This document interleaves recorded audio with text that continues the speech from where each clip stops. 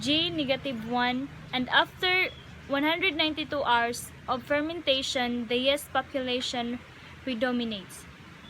Currently, there is still doubt regarding the apparent bacterial role on coffee fruit fermentation.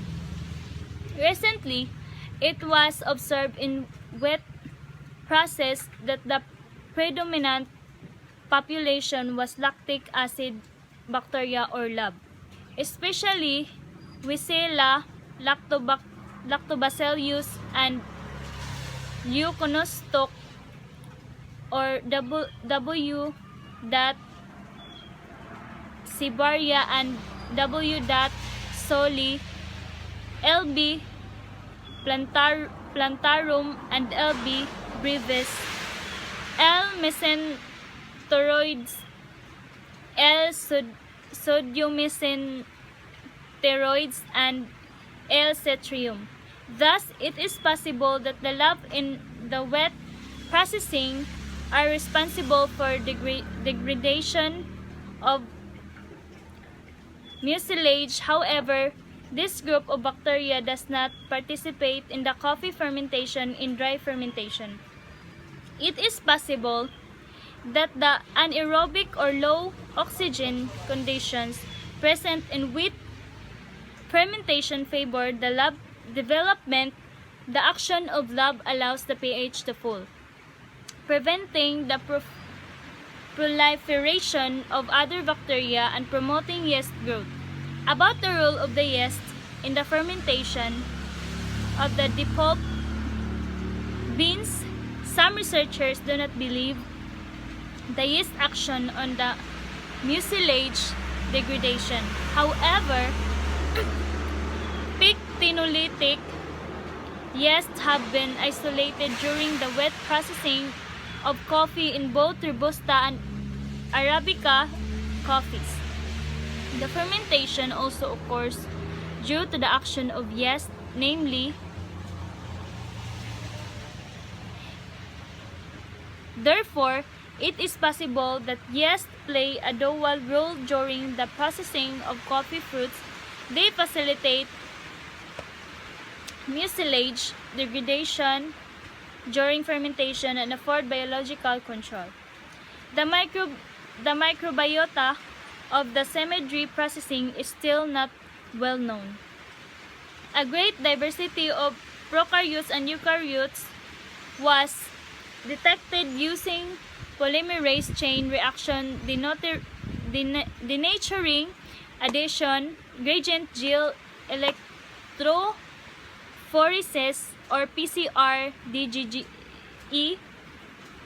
In addition to conventional techniques, PCR DGGE allowed the detection of species not isolated from conventional techniques such as Enterobacter coani, Lactobacillus plantarum, Ponte agglomerans, Bacillus macerans, and an endophytic bacterium that could not be cultivated, and the yeast is the filamentous fungi species found were Aspergillus sp, A. chevaleri, A. photitos, A. niger, A. ocratius, A. tubangensis, A. versicolor, Cladosporium sp, C. Cladospheroides, Macrocarpum, Cylindacarpon sp, Eurochum, Chivarilli, Fusariella sp, Fusarium sp. A study on microbial diversity of Rio Tinto. Spain is one of the best studied low pH communities. Amaral, Zettler, and Etchera 2011 revealed the presence of diverse bacteria and archaea represented by Proteobacteria, Actinobacteria, Acidobacteria, Firmicutes, Bacteroidetes, Chlorobi, Delta Proteobacteria, Spirocheta, Chlamydiae, Deinococcus, Thermomicrobia, members of uncultured OD1PO11, W6, TM7. Clade as well as Urachota and Crenarchota, denaturing gradient gel electrophoresis or DGGA, fluorescence, aceto hybridization, and terminal restriction fragment length polymorphism. Based on approach were used prior to study on Rio Tinto, which only delineated the presence of few specific groups taxa belonging to.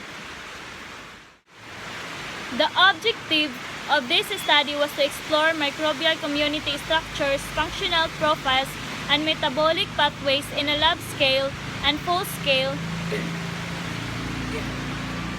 wastewater treatment bioreactors. In order to do this, over 12 gigabases of metagenomic sequence data and 600,000 paired end sequences of bacterial 16S gene were generated with the Illumina HiSeq 2000 platform using DNA extracted from activated sludge in the two bioreactors. Three kinds of sequence gene amplicons, gene sequence obtained from metagenomic sequencing, and predicted proteins were used to conduct taxonomic assignments, especially relative abundances and ammonia oxidizing archaea and ammonia oxidizing bacteria were analyzed.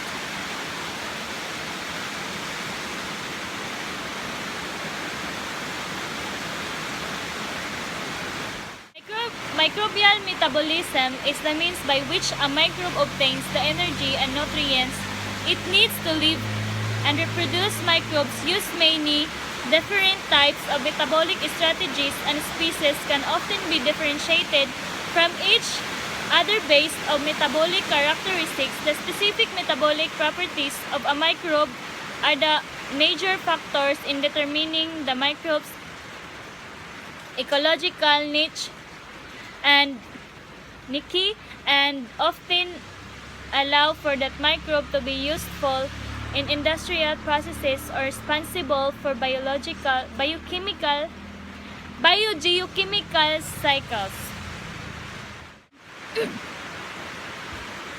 Microbial metabolism in extreme environments has two defining characteristics.